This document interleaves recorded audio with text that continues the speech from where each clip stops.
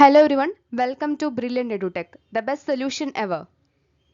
അപ്പോൾ Kerala water authority നടത്തുന്ന Kerala PSC എക്സാമായ സാനിറ്ററി കെമിസ്റ്റിൻ്റെ അവസാന നാളുകളിലൂടെ നമ്മൾ കടന്നു പോവുകയാണ്. ഹോൾ ടിക്കറ്റ് വന്നു. ഇനി കുറച്ച് ദിവസങ്ങൾ മാത്രമേ ബാക്കിയുള്ളൂ നമ്മുടെ എക്സാമിനായിട്ട്. അപ്പോൾ ഈ ഒരു എക്സാമിൻ്റെ സമയത്ത് തീർച്ചയായും നോക്കേണ്ട ചില MCQs ആണ്, അതും കെമിസ്ട്രിയിലെ ചില MCQs ആണ് നമ്മൾ ഡിസ്കസ് ചെയ്യുന്നത്. ഇതിൽ ക്ലാസ് നമുക്ക് എടുത്തു തരുന്നത് ആദിത്യ മാം ആണ്. അപ്പോൾ നമുക്ക് ക്ലാസ് നന്നായിട്ട് ശ്രദ്ധിച്ച് എന്തൊക്കെയാണ് പോസിബിൾ ആയിട്ടുള്ള ചോദ്യങ്ങൾ എന്നുള്ളത് ശ്രദ്ധിക്കുക കേട്ടോ. അപ്പോൾ നമ്മുടെ ചാനൽ ആരെങ്കിലും പുതുതായിട്ട് കാണുന്നവരുണ്ടെങ്കിൽ മറക്കാതെ തന്നെ ചാനലൊന്ന് സബ്സ്ക്രൈബ് ചെയ്യാനായിട്ട് ശ്രദ്ധിക്കുക. കൂടുതൽ ബെൽ ബട്ടൺ അമർത്തുക, അതിൽ ഓൾ എന്നുള്ള ഓപ്ഷൻ എനേബിൾ ചെയ്യുക. അപ്പോഴാണ് അടുത്തൊരു ക്ലാസ് നമ്മൾ പോസ്റ്റ് ചെയ്യുമ്പോൾ നിങ്ങൾക്ക് ഈസി ആയിട്ട് നോട്ടിഫിക്കേഷൻ ലഭിക്കുള്ളൂ. സാനിറ്ററി കെമിസ്ട്രിന് വേണ്ടി തന്നെ നമ്മളൊരു പ്ലേലിസ്റ്റ് അവൈലബിൾ ആക്കിയിട്ടുണ്ട്. ആ ഒരു പ്ലേലിസ്റ്റ് നിങ്ങൾക്ക് വിസിറ്റ് ചെയ്യാം. ഒരുപാടധികം ക്ലാസ്സുകൾ അവിടെ നിങ്ങൾക്ക് അവൈലബിൾ ആണ്. അപ്പോൾ അതൊക്കെ യൂസ്ഫുൾ ആക്കാനായിട്ട് ശ്രദ്ധിക്കുക.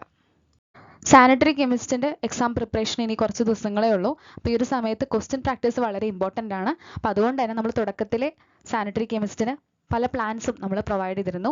അതിൽ gold plan, silver plan, bronze plan എന്നിങ്ങനെ നമുക്ക് ഡിവിഷൻസ് ഉണ്ടായിരുന്നു. അപ്പോൾ ബ്രോൺസ് പ്ലാനിൽ മാക്സിമം ക്വസ്റ്റ്യൻസ് ആണ് പ്രൊവൈഡ് ചെയ്തുകൊണ്ടിരുന്നത്. അത് നമുക്ക് റിവിഷൻ ടെസ്റ്റിലൂടെയും അതുപോലെ ടോപ്പിക് ബേസ്ഡ് ക്വിസിലൂടെയും MCQ PDF-ലൂടെയൊക്കെയാണ് നമ്മൾ പ്രൊവൈഡ് ചെയ്തിരുന്നത്. 10 മൊഡ്യൂളുണ്ട്. അതായത് നമ്മുടെ ബയോകെമിസ്ട്രി, മൈക്രോബയോളജി, കെമിസ്ട്രി അടങ്ങിയ സിലബസിലെ 10 മൊഡ്യൂളിനെ ബേസ് ചെയ്തുകൊണ്ട് റിവിഷൻ ടെസ്റ്റുകൾ, ക്യൂസുകൾ, ടോപ്പിക് ബേസ്ഡ് ക്യൂസുകൾ, നമുക്ക് സബ് ടോപ്പിക്സും കാര്യങ്ങളൊക്കെ വരുന്നുണ്ട്. അപ്പോൾ അതൊക്കെ അനുസരിച്ച് എല്ലാത്തിനും ക്യൂസുകൾ, അതുപോലെ MCQ PDF-ഉം അവൈലബിൾ ആക്കിയിട്ടുണ്ട്. അപ്പോൾ ഈ ഒരു കാര്യം പലരും അറിഞ്ഞിട്ടില്ലെന്ന് തോന്നുന്നു. ഒരുപാടധികം പേര് ക്വസ്റ്റ്യൻ ബാങ്ക് ഉണ്ടോ എന്ന് ചോദിച്ച് വരുന്നുണ്ട്. അപ്പോൾ അവർക്ക് വേണ്ടിയിട്ടാണ് ഇത് പ്രത്യേകമായിട്ട് എടുത്ത് ഇപ്പോൾ മെൻഷൻ ചെയ്യുന്നത്.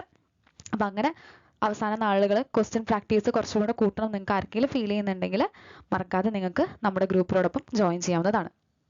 കൂടുതൽ ഡീറ്റെയിൽസ് എന്തെങ്കിലും അറിയാനുണ്ടെങ്കിൽ നമ്മൾ തന്നിരിക്കുന്ന നമ്പറിലോട്ട് വാട്സപ്പ് ചെയ്യാനായിട്ട് ശ്രദ്ധിക്കുക.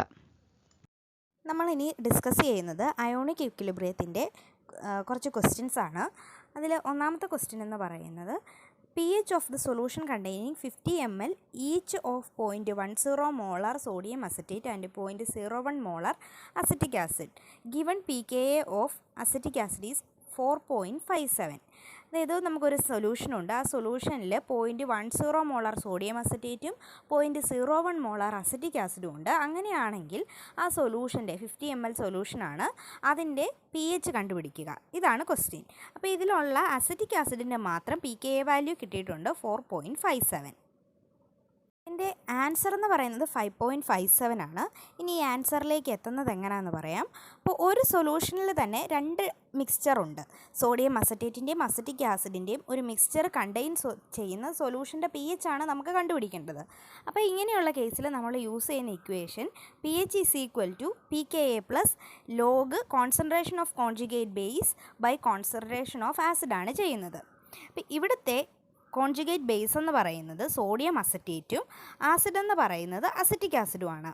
അസറ്റിക് ആസിഡിൻ്റെ pH നമുക്ക് pKa വാല്യൂ ഓൾറെഡി തന്നിട്ടുമുണ്ട്. അതാണ് നമ്മുടെ ഇക്വേഷനിലെ pKയിൽ സബ്സ്റ്റിറ്റ്യൂട്ട് ചെയ്യേണ്ടത്. ഇനി ഒരു പോയിൻ്റ് എന്ന് പറയുന്നത് മൊളാരിറ്റി, 2 പേരുടെയും മൊളാരിറ്റിയും നമ്മുടെ ക്വസ്റ്റ്യന് തന്നിട്ടുണ്ട്.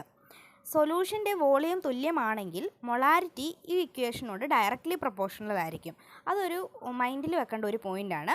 എന്നിട്ട് നമ്മൾ ഇതിന് നമ്മുടെ ഇക്വേഷനിലേക്ക് അപ്ലൈ ചെയ്യുന്നു. pH = pKa + log of concentration of conjugate base by concentration of acid ആണ്. അപ്പോൾ ഇവിടുത്തെ pKa 4.57, കോൺജുഗേറ്റ് ബേസ് അതായത് സോഡിയം അസറ്റേറ്റ് ആണ് കോൺജുഗേറ്റ് ബേസ്, അതിൻ്റെ മൊളാരിറ്റി 0.10 / 0.01. ഇത് അപ്ലൈ ചെയ്ത് കഴിയുമ്പോൾ നമുക്ക് കിട്ടുന്ന ഒരു അപ്രോക്സിമേറ്റ് വാല്യൂ ആണ് 5.57 എന്നുള്ളത്. അത് നമ്മുടെ ഓപ്ഷനിലുണ്ട്. അപ്പോൾ കറക്റ്റ് ആൻസർ 5.57. കോൺസ്റ്റഡ് ആസിഡ്സ് ആയ H2Oയുടെയും HFൻ്റെയും കോൺജുഗേറ്റ് ബേസ് കണ്ടുപിടിക്കാനാണ് ക്വസ്റ്റ്യൻ. കോൺജുഗേറ്റ് ബേസ് എന്ന് പറയുന്നത് ഹൈഡ്രജനെ ലോസ് ചെയ്യുന്നയാളാണ്, ഹൈഡ്രജനെ നഷ്ടപ്പെടുന്നയാളാണ് കോൺജുഗേറ്റ് ബേസ് എന്ന് പറയുന്നത്. അപ്പോൾ ഇവിടെ ഓപ്ഷൻ തന്നിട്ടുണ്ട്. ഫസ്റ്റ് വൺ OH- F- ആണ്. അപ്പോൾ ഈ 2 പേർക്കും ഹൈഡ്രജൻ നഷ്ടപ്പെട്ടിട്ടാണ് ഇവിടുത്തെ ഓപ്ഷൻ ആയിട്ട് വന്നിരിക്കുന്നത്. അടുത്തയാൾക്ക് ഓരോ ഹൈഡ്രജനെ കിട്ടുകയാണ് ചെയ്തത്. മൂന്നാമത്തെ ഓപ്ഷനിൽ ഒരാൾക്ക് ഹൈഡ്രജൻ നഷ്ടപ്പെട്ടു, പക്ഷേ Fന് 2 ഹൈഡ്രജൻ കിട്ടി. നാലാമത്തെ ഓപ്ഷനിലും ഒരു ഓപ്ഷന് വാട്ടറിന് ഹൈഡ്രജൻ കിട്ടി, HFന് ഹൈഡ്രജൻ നഷ്ടപ്പെട്ടു. അപ്പോൾ ഈ രണ്ടു പേർക്കും ഹൈഡ്രജൻ നഷ്ടപ്പെട്ട ഒരു ഓപ്ഷൻ എന്ന് പറയുന്നത് ഓപ്ഷൻ എ ആണ്. ഹൈഡ്രജൻ നഷ്ടപ്പെടുന്നതിലൂടെ ആണ് കോൺജുഗേറ്റ് ബേസ് ഫോം ചെയ്യുന്നത്. അപ്പോൾ H2Oയുടെ കോൺജുഗേറ്റ് ബേസ് എന്ന് പറയുന്നത് OH മൈനസും HFൻ്റെ കോൺജുഗേറ്റ് ബേസ് എന്ന് പറയുന്നത് F മൈനസും ആണ്. അപ്പോൾ ഓപ്ഷൻ എ ആണ് കറക്റ്റ് ആൻസർ. ഒരു ക്വസ്റ്റ്യൻ എന്ന് പറയുന്നത് Ag+ അയോൺസിൻ്റെ കോൺസെൻട്രേഷൻ തന്നിട്ടുണ്ട്. അത് Ag2C2O4 സൊല്യൂഷനിലെ Ag+ അയോണിൻ്റെ കോൺസെൻട്രേഷനാണ് 2.2 × 10⁻⁴ moles per litre. അങ്ങനെയാണെങ്കിൽ Ag2C2O4ൻ്റെ സോലുബിലിറ്റി പ്രോഡക്റ്റ് കണ്ടുപിടിക്കാനാണ് ക്വസ്റ്റ്യൻ. അപ്പോൾ ആദ്യം നമ്മൾ ഇതിനെ ജനറൽ ഇക്വേഷൻ എഴുതുകയാണ്. അപ്പോൾ Ag2C2O4 എന്ന് പറയുന്നത് 2Ag+ + C2O4 2- ആയിട്ടാണ് ഡിസോസിയേറ്റ് ആകുന്നത്. അപ്പോൾ Ag2C2O4നെ നമ്മൾ S എന്ന് ഒരു ജനറൽ ഇക്വേഷനിൽ എത്താൻ വേണ്ടിയിട്ട് എല്ലാവർക്കും നമ്മൾ S ആണ് കൊടുക്കുന്നത്. ഇവിടെ ഒരു കോഎഫിഷ്യൻറ്റ് Ag+ ഉള്ളതുകൊണ്ട് 2S എന്ന് കൊടുക്കും. അങ്ങനെ S gives 2S + S എന്നാകും. ഇനി ഇവിടുത്തെ സോലുബിലിറ്റി പ്രോഡക്റ്റ് കണ്ടുപിടിക്കണമെങ്കിൽ concentration of Ag+ into concentration of C2O4 2- ആണ് ചെയ്യേണ്ടത്. അപ്പോൾ Ag+ന് 2Ag+ ആയതുകൊണ്ട് അതിന് സ്ക്വയർ ആയിട്ട് വരും. അങ്ങനെ Ag+ൻ്റെത് തന്നെ 2S ആണ്, ഇൻറ്റു S എന്ന് വരും. Ag+ന് ഒരു സ്ക്വയറും കൂടെ KSPക്കകത്ത് എഴുതുമ്പോൾ വരുന്നത് കൊണ്ട് 2S സ്ക്വയർ എന്ന് വരും. 2S സ്ക്വയർ ഇൻറ്റു S എന്ന് വരും. അതിൽ നിന്ന് നമുക്ക് Ag+ ആവേണ്ടത്. അപ്പോൾ Ag+ൻ്റെ എടുക്കുമ്പോൾ Ag+ൻ്റെ വാല്യൂ എന്ന് പറയുന്നത് 2.2 × 10⁻⁴ എന്ന് ഓൾറെഡി ക്വസ്റ്റ്യനിൽ തന്നിട്ടുണ്ട്. അപ്പോൾ Ag+ എന്ന് പറയുന്നത് 2S ആണ്. അപ്പോൾ 2S = 2.2 × 10⁻⁴ ആണ്. അങ്ങനെയാണെങ്കിൽ S = 2.2 × 10⁻⁴/2 എന്ന് എടുക്കാം. അതായത് 1.1 × 10⁻⁴ മോളാർ എന്ന് വരും.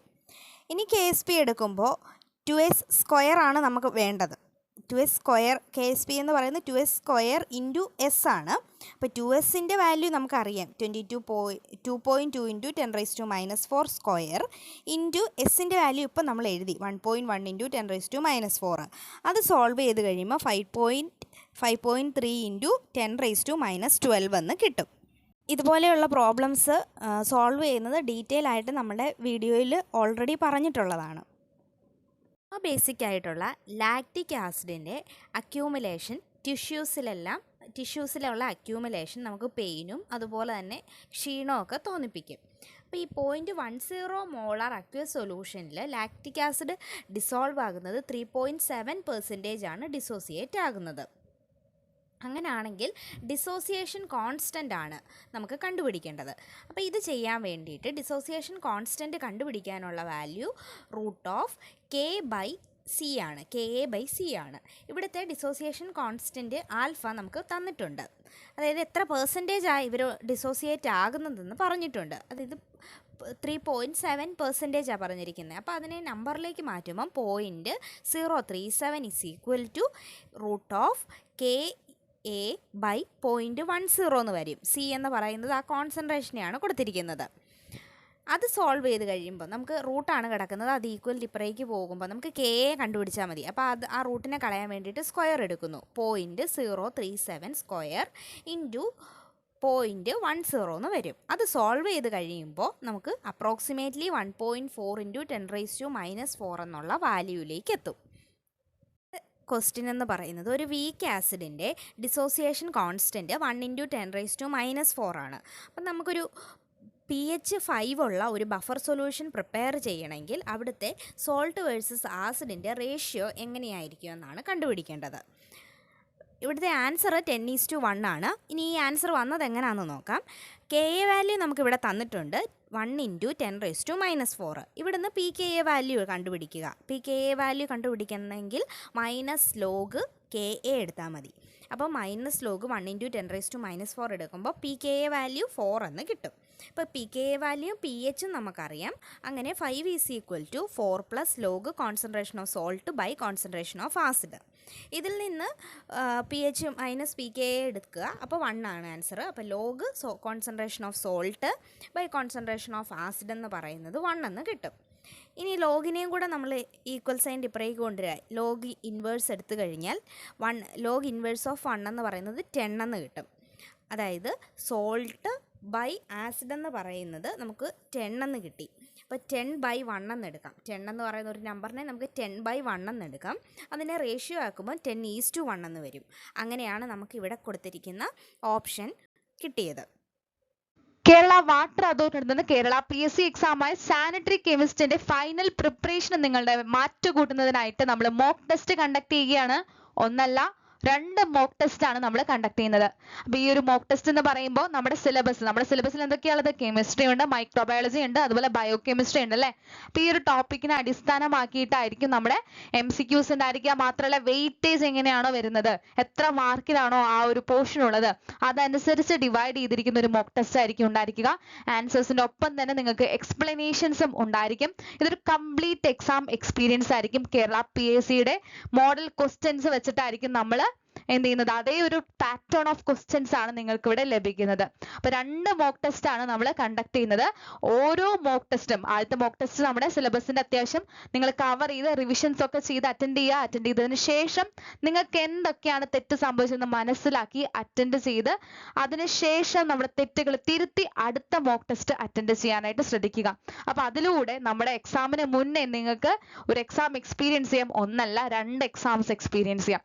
ആദ്യത്തെ എക്സാമിൽ നിങ്ങളുടെ പോരായ്മകൾ തിരുത്തി തെറ്റുകൾ തിരുത്തി പഠിച്ച് അടുത്തൊരു ടെസ്റ്റും കൂടെ അറ്റൻഡ് ചെയ്യുക. അപ്പോൾ ഒരു കംപ്ലീറ്റ് ആയിട്ട് നിങ്ങൾക്ക് കോൺഫിഡൻ്റ് ആയിട്ട് നിങ്ങളുടെ എക്സാമിന് പോകാനായിട്ട് മോക്ക് ടെസ്റ്റുകൾ ഉപകാരപ്പെടുത്തിയെന്ന് ആശംസിക്കുന്നു. അപ്പോൾ ഈ മോക്ക് ടെസ്റ്റിനെ പറ്റിയിട്ടുള്ള കൂടുതൽ ഡീറ്റെയിൽസ് അറിയാനായിട്ട് തന്നിരിക്കുന്ന നമ്പറിൽ വാട്സപ്പ് ചെയ്യാനായിട്ട് ശ്രദ്ധിക്കുക.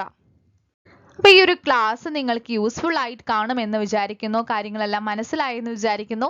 ഈ ഒരു ക്ലാസ് നിങ്ങൾക്ക് യൂസ്ഫുൾ ആയിട്ടുണ്ടെങ്കിൽ മറക്കാതെ തന്നെ വീഡിയോ ഒന്ന് ലൈക്ക് ചെയ്യാനായിട്ട് ശ്രദ്ധിക്കുക. അതുപോലെ നിങ്ങളുടെ ഒപ്പീനിയൻസ്, നിങ്ങളുടെ സജഷൻസ് കാര്യങ്ങളെല്ലാം നിങ്ങൾക്ക് താഴെ കമൻറ്റ് ചെയ്യാവുന്നതാണ്. നിങ്ങളുടെ ഡൗട്ട്സ് ഉണ്ടെങ്കിലും താഴെ കമൻറ്റ് ചെയ്യാം കേട്ടോ. അപ്പോൾ അടുത്തൊരു ക്ലാസ്സിൽ കാണാം. കുറച്ചധികം നേരത്തെ എഫേർട്ടാണ് നിങ്ങൾ കാണുന്ന ക്ലാസ്സുകൾ. അപ്പോൾ അതുകൊണ്ട് മറക്കാതെ നിങ്ങൾ സപ്പോർട്ട് ചെയ്യാനായിട്ട് ശ്രദ്ധിക്കുക. അപ്പോൾ അടുത്തൊരു ക്ലാസ്സിൽ കാണുന്നത് വരെ നിങ്ങൾക്ക് എല്ലാവർക്കും നല്ലൊരു പ്രിപ്പറേഷൻ ഉണ്ടാവട്ടെ എന്ന് ആശംസിക്കുന്നു. Thank you.